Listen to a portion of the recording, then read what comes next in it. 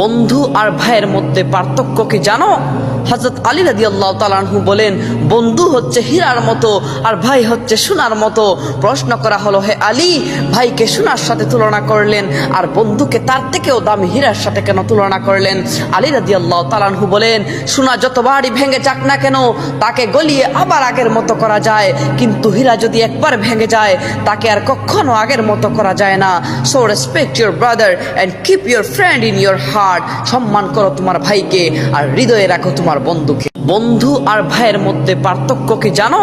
হযরত আলী রাদিয়াল্লাহু তাআলা আনহু বলেন, বন্ধু হচ্ছে হীরার মতো আর ভাই হচ্ছে সোনার মতো।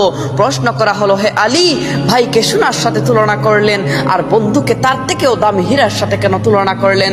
আলী রাদিয়াল্লাহু তাআলা আনহু বলেন, সোনা যতবারই ভেঙে যাক না কেন তাকে গলিয়ে আবার আগের মতো করা যায়, কিন্তু হীরা যদি একবার ভেঙে যায় তাকে আর কখনো আগের মতো করা যায়